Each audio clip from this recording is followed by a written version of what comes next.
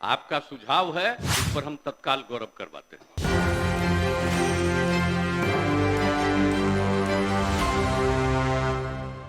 Police बहाली में अत्यंत पिछड़ी जाति यानी कि ईबीसी और अनुसूचित जाति और जनजाति यानी कि SC/ST कोटि की महिला अभ्यर्थियों की न्यूनतम ऊंचाई यानी कि कद सीमा में छूट मिलेगी। बता दें कि सोमवार को विधानसभा में एक सवाल के जवाब में हस्तक्षेप करते हुए मुख्यमंत्री नीतीश कुमार ने यह घोषणा की। मुख्यमंत्री ने कहा कि पुलिस बहाली में ईबीसी और SC/ST कोटि की महिला अभ्यर्थियों की न्यूनतम ऊंचाई सीमा को कम करने की कार्यवाही तत्काल की जाएगी। गौरतलब है कि बिहार पुलिस बहाली में अभी सभी कोटि की महिलाओं की न्यूनतम ऊंचाई 155 सेंटीमीटर है। वहीं ईबीसी SC/ST कोटि की महिला अभ्यर्थियों की न्यूनतम ऊंचाई सीमा को कम करने का मामला बथनाहा विधायक अनिल कुमार ने उठाया था। जवाब में प्रभारी मंत्री विजेंद्र प्रसाद यादव ने कहा कि पुलिस बहाली में मुख्य परीक्षा उत्तीर्ण अभ्यर्थियों के लिए शारीरिक दक्षता परीक्षा में सामान्य वर्ग एवं पिछड़ा वर्ग के पुरुषों के लिए न्यूनतम ऊंचाई 165 सेंटीमीटर तो ईबीसी SC/ST के पुरुषों के लिए सामान्य से 5 सेंटीमीटर कम 160 सेंटीमीटर है। वहीं सभी वर्गों की महिला अभ्यर्थियों के लिए न्यूनतम ऊंचाई 155 सेंटीमीटर है।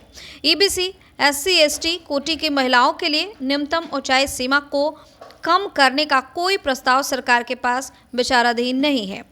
इस पर पूरक प्रश्न करते हुए भाजपा के नंदकिशोर यादव ने कहा कि सदन में इसलिए तो सवाल पूछे जाते हैं। सवाल पूछने का मकसद ही होता है कि सरकार अपने प्रावधानों को सुधारे। जब ईबीसी SC/ST कोटि के पुरुषों को 5 सेंटीमीटर कम न्यूनतम ऊंचाई की सुविधा दी जा रही है तो इस कोटि की महिला अभ्यर्थियों को 5 सेंटीमीटर की छूट क्यों नहीं दी जा सकती।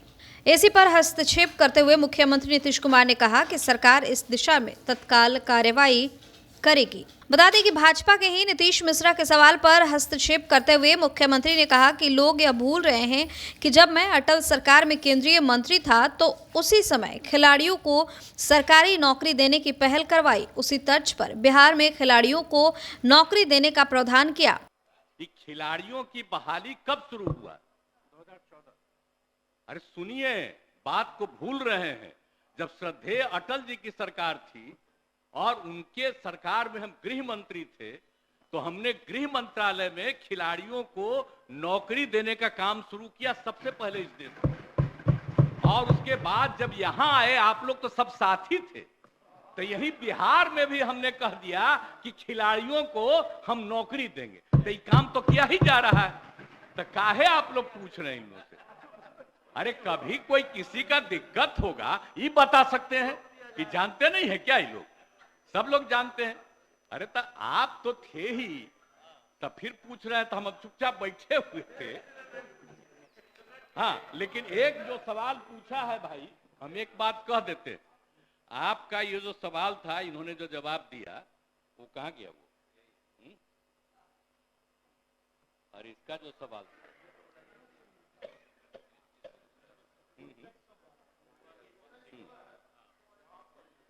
नहीं, ये तो इनका वाला तो ठीक है। एक की बहाली के लिए जो कह रही है, हाँ, 2114 वाला भी हम आपका देखे हैं। आप लोगों की बात हम सुन रहे हैं। ठीक है, आपका सुझाव है, इस पर हम तत्काल गौरव करवाते हैं। ठीक है। वहीं इस सवाल के जवाब में प्रभारी मंत्री विजेंद्र प्रसाद यादव ने कहा कि 2014 की नियमावली के आधार पर खिलाड़ियों की बहाली की जा रही है। 2020 में जिलों से रिक्तियां मांगी गई थी। बहाली के लिए आवश्यक कार्यवाही की जा रही है।